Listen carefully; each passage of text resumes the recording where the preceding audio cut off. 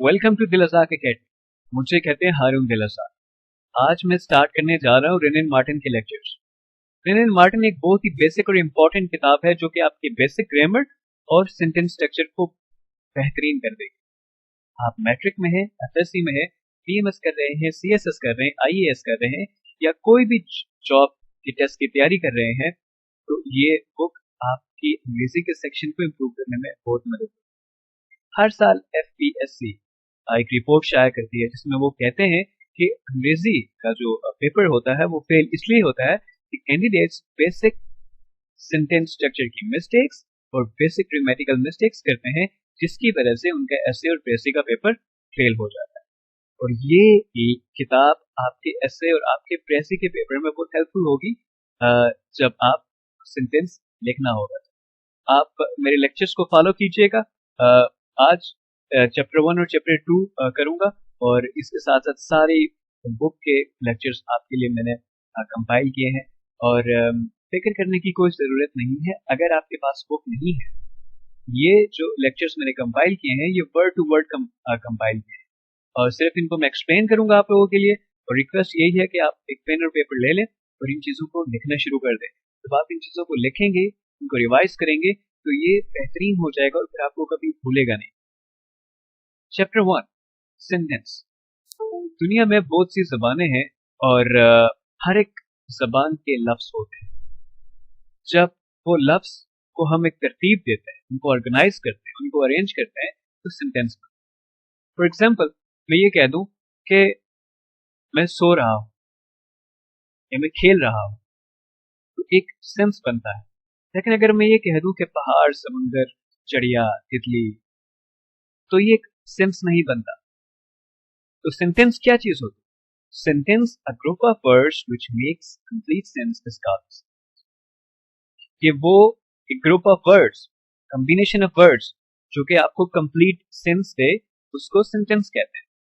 अब यहाँ पर ई डॉट जी डॉट लिखा हुआ है, ये जहां पर भी लिखा होगा इसका मतलब है फॉर एग्जाम्पल, मिसाल के तौर पे।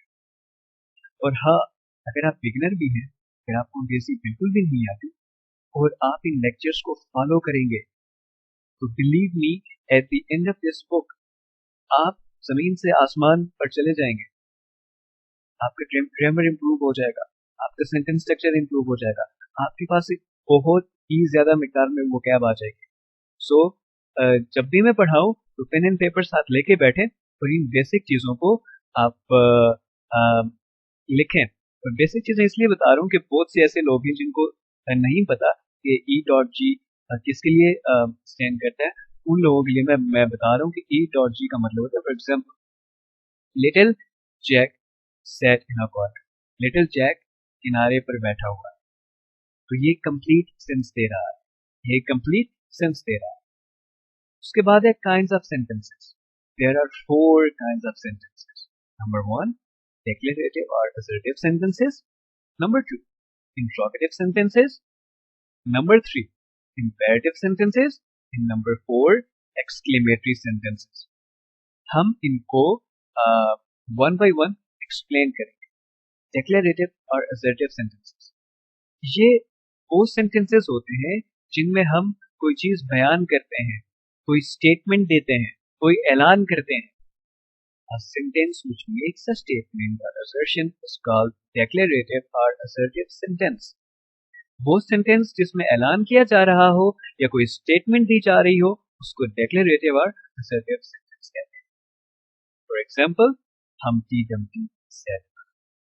हमटी डमटी दीवार पर बैठा हुआ है, किसी का नाम हो। Interrogative sentences. इंट्रोगेटिव सेंटेंसेस सवालिया जुमलों को कहते हैं। वो जुमले जिनमें सवाल पूछा जा रहा हो, तुम कहाँ जा रहे हो, तुम्हारा नाम क्या है। A sentence that asks a question is called an interrogative sentence। वो सेंटेंस कि जिसमें क्वेश्चन पूछा जा रहा हो या सवाल पूछा जा रहा हो तो उसको इंट्रोगेटिव सेंटेंस कहते हैं। For example, where do you live, तुम कहाँ रहते हो, आखिर में क्वेश्चन मार्क। अब ये जो क्वेश्चन मार्क नजर आ रहा है ये इंट्रोगेटिव सेंटेंसेस के आखिर में लाजमी होता है लगाना। अगर इंट्रोगेटिव सेंटेंस आपने लिखा पेपर में और आपने इस क्वेश्चन मार्क को नहीं डाला तो एग्जामिनर आपके मार्क काट लेगा। उसके बाद है इम्पेरेटिव सेंटेंसेस। इम्पेरेटिव सेंटेंसेस वो सेंटेंसेस होते हैं जिसमें कमांड दी जाती है या गुजारिश की जाती है या रिक्वेस्ट की जाती है, उन सेंटेंसेस को इम्पेरेटिव सेंटेंसेस कहते हैं। A sentence that expresses a command, हुक्म, or an entreaty, गुजारिश और रिक्वेस्ट या इल्तिजा is called imperative sentences. उनको imperative sentences कहते हैं। For example, have mercy upon us. और command ये होगी कि come here, sit down, इस तरीके से। Exclamatory sentences. Number 4 है exclamatory sentences. A sentence that expresses strong feeling is called an exclamatory sentence. कि जो कि strong feeling जाहिर करे, strong feeling बताए, उसको exclamatory sentence कहते हैं। दो तरह की feelings होती हैं, या तो हम बहुत ज्यादा खुश होते हैं या हम बहुत ज्यादा गमगीन होते हैं। जब हम बहुत ज्यादा खुश होते हैं या हम बहुत ज्यादा गमगीन होते हैं या हम हैरान होते हैं या किसी भी किस्म की फीलिंग है, जब भी वो हम एक्सप्रेस करेंगे, हम और उन जुमलों को कहेंगे एक्सक्लेमेटरी सेंटेंसेस। जैसे for example, how cold night is, what a shame, कितने शर्म की बात है। ये जो एक लंबी सी लाइन लगी है और नीचे एक डॉट है, इसको कहते हैं मार्क ऑफ एक्सक्लेमेशन। जब भी आप एक्सक्लेमेटरी सेंटेंसेस लिखेंगे, उसके आखिर में आप मार्क ऑफ एक्सक्लेमेशन डालेंगे। हमारा चैप्टर 1 कंप्लीट हो चुका है। चैप्टर 2 की तरफ आते हैं। Subject and predicate. ये जो पोर्शन है ये बुक का नहीं है, मैंने खुद से बनाया है ताकि आपको कुछ चीजें समझाने के लिए। ये एक सेंटेंस मैंने लिखा है, Harry is watching a movie. Harry एक फिल्म देख रहा। अब यहां पे हैरी जो है वो सब्जेक्ट है। सब्जेक्ट क्या होता है? सब्जेक्ट वो चीज होती है जो काम करने वाला होता है। कोई भी काम करने वाला, वो कुछ भी हो सकता है। जो काम करता है वो कोई भी हो सकता है। वो कोई इंसान हो सकता है, वो कोई जानवर हो सकता है, वो कोई और चीज हो सकती है। उसको सब्जेक्ट कहते हैं। इज हेल्पिंग वर्ब, ये भी आपको इसलिए नहीं बताऊंगा, आगे जाके पूरा इसका चैप्टर आएगा। और वॉच वर्ब, इसको भी हम पढ़ेंगे, लेकिन आपको इन शॉर्ट बताता चलूं कि वर्ब एक्शन को कहते हैं। सुबह से शाम तक हम बहुत से एक्शंस करते हैं। हम हंसते हैं, खेलते हैं, देखते हैं, गुस्सा करते हैं, और भी बहुत से एक्शंस करते हैं। पानी पीते हैं, खाना खाते हैं, सफाई करते हैं। जितने भी एक्शंस हैं उनको वर्ब्स कहते हैं। और मूवी ऑब्जेक्ट, अब यहाँ पे आपको पता होना चाहिए कि ऑब्जेक्ट क्या चीज है। मूवी है, एक वो है जो काम करने वाला है और एक वो है जिसपे काम हो रहा है। जो काम करने वाला है उसको सब्जेक्ट कहते हैं, हैरी, और जो जिसपे काम हो रहा है उसको ऑब्जेक्ट कहते हैं। तो यहाँ पर सब्जेक्ट हैरी है और ऑब्जेक्ट मूवी है।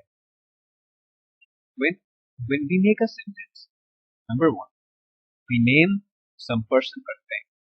जब कभी हम कोई सेंटेंस बनाते हैं तो हम किसी शख्स या चीज का नाम लेते हैं। Number 2, we can say something about that person or thing. We say something about that person or thing.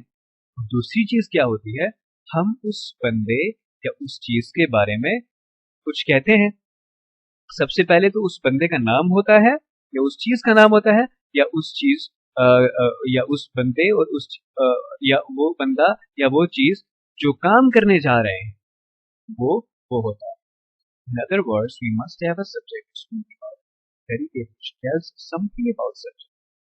कह रहा है कि हमारे पास एक सब्जेक्ट होना चाहिए जिसके बारे में हम बात करने जा रहे हैं, और प्रेडिकेट होना चाहिए जो सब्जेक्ट के बारे में बात करे। A sentence has two parts. Number 1, subject. Number 2, predicate. Subject क्या होता है? Which names the person or thing we are speaking about.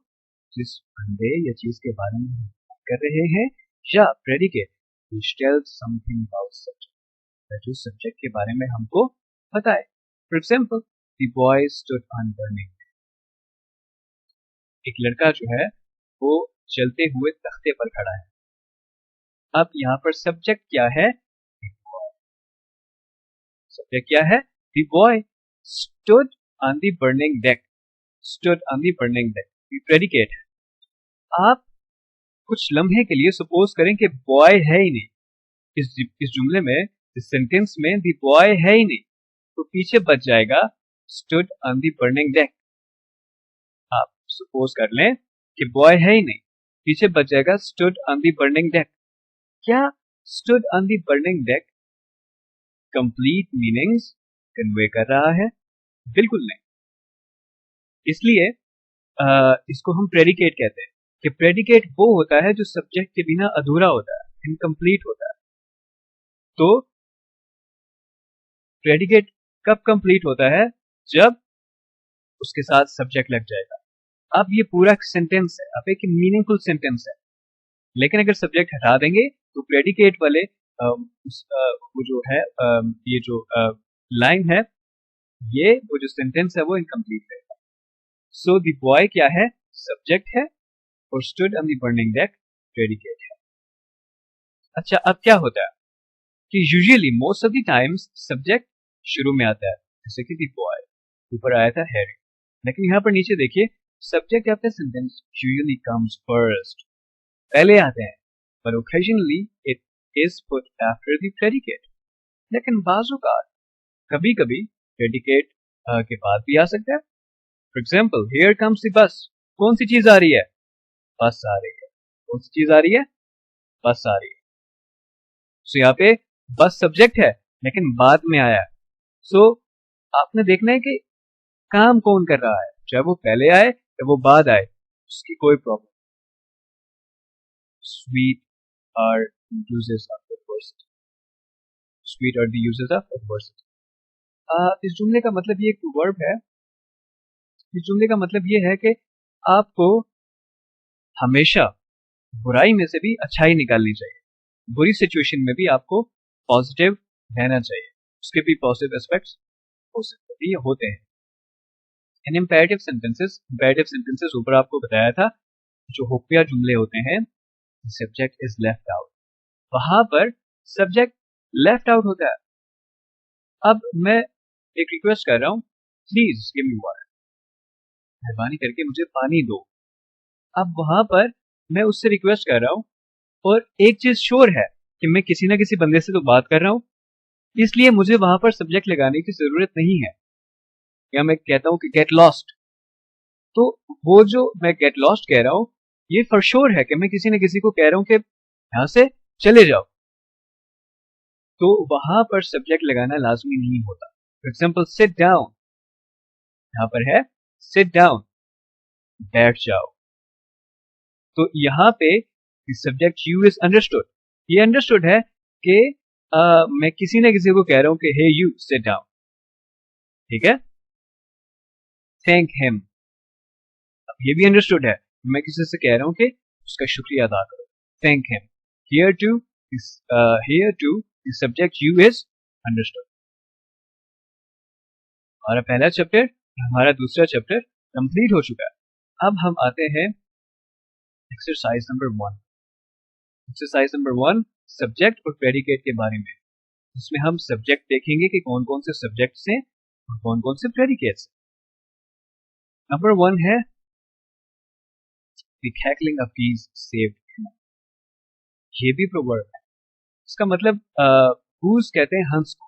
हंस एक परिंदा होता है, और इसकी हिस्ट्री कुछ यूं है कि जो गूस होते हैं ना, उनकी जो सुनने की हिस्स होती है, सेंस ऑफ हियरिंग, वो बहुत कमाल की। तो रूम के जो बादशाह ने ना उनको एज अ रेडार यूज किया हुआ था। तो एक दिन ऐसा हुआ कि रात को दुश्मन की फौज ने अटैक कर दिया रूम पे।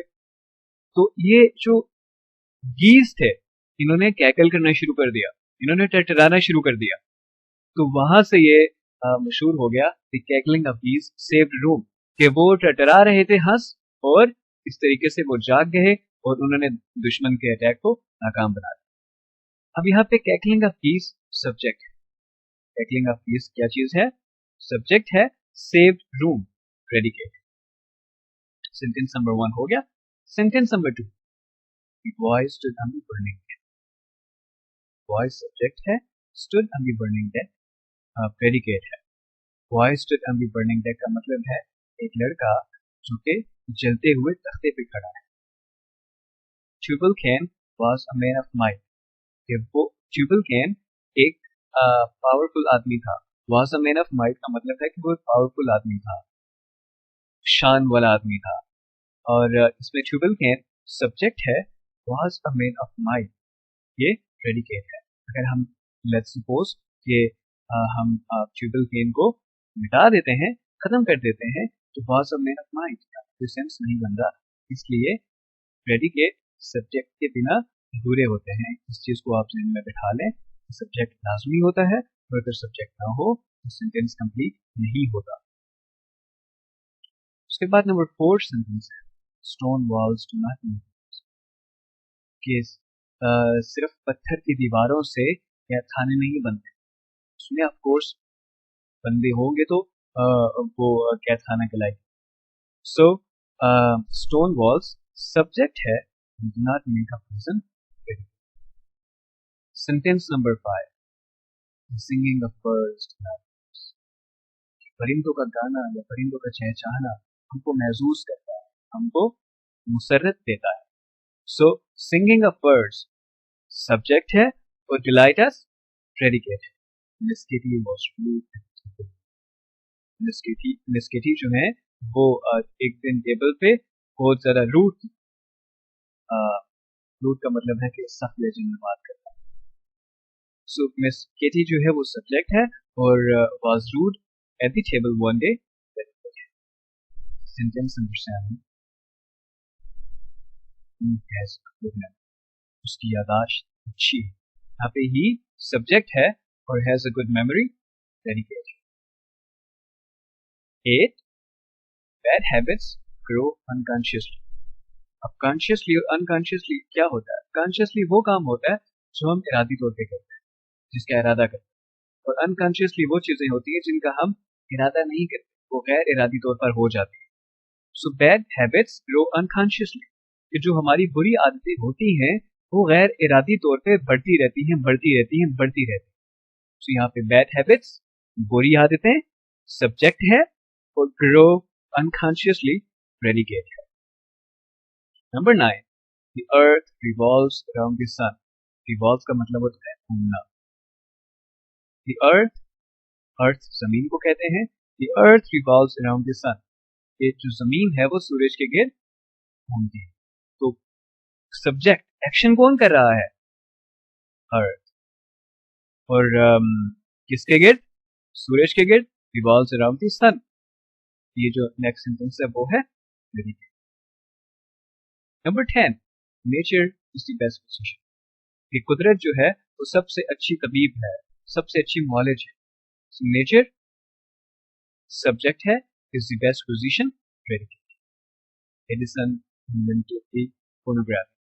फोनोग्राफी क्या होता है? फोनोग्राफी एक डिवाइस होती है, मैकेनिकल डिवाइस होती है जो कि साउंड को रिकॉर्ड भी करती है और ये रिप्रोड्यूस भी करती है। तो सबसे पहले उन्होंने इजाद की थी और यहाँ पे एडिसन जो है ये सब्जेक्ट है, इन्वेंटेड फोनोग्राफी ये प्रेडिकेट है। Sentence number 12, the sea hath many thousand sails. अब ये hath जो है ये एक पुराना लिटरेरी वर्ड है जिसका मतलब होता है has और have।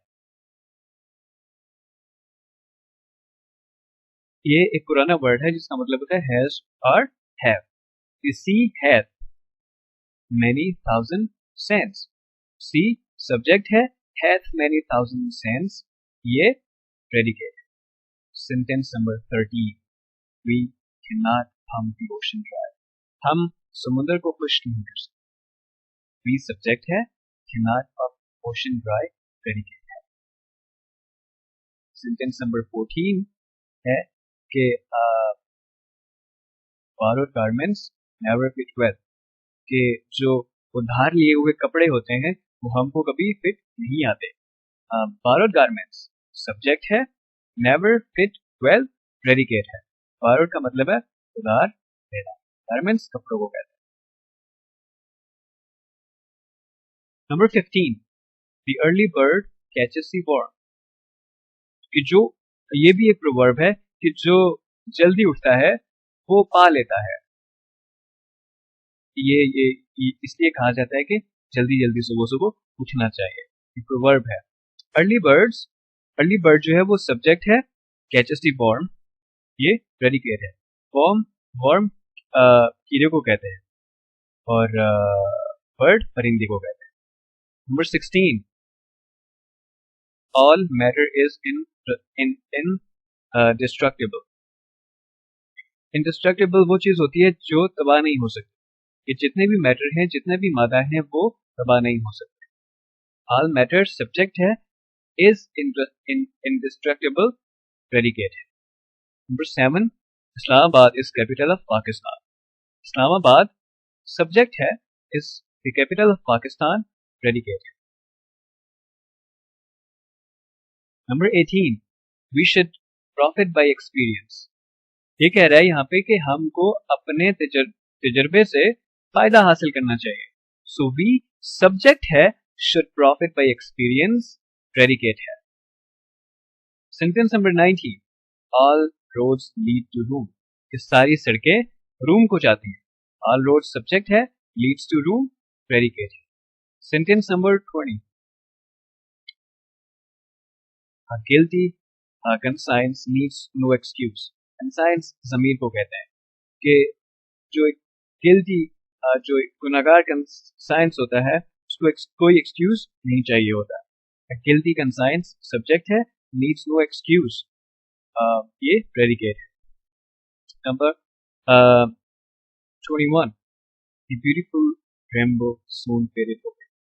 कि जो एक खूबसूरत सी धनक थी, रेनबो कहते हैं धनक को, बारिश के बाद जब सूरज की किरणें पड़ती हैं तो वो जो सात खूबसूरत सी लाइनें बन जाती हैं। ब्यूटीफुल रेनबो सून फेडेड अवे वो गायब हो गई।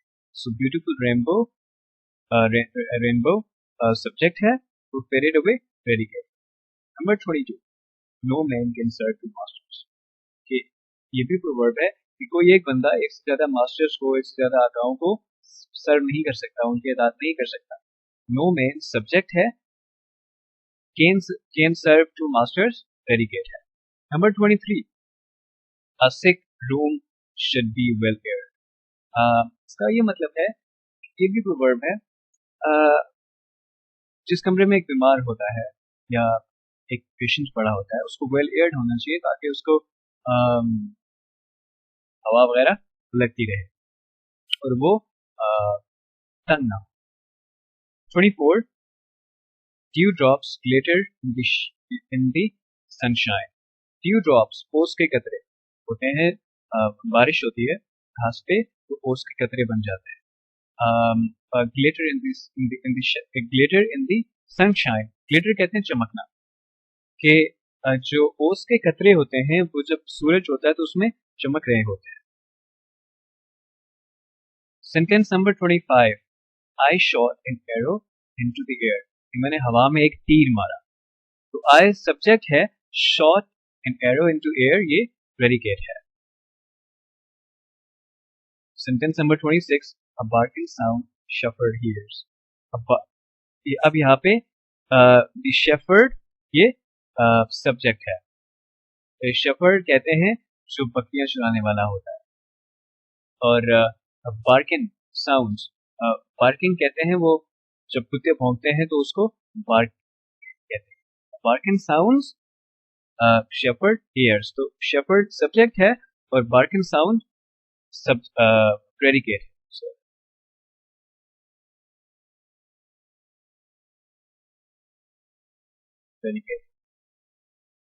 उसके बाद 27 on the top of the hill lives a hermit।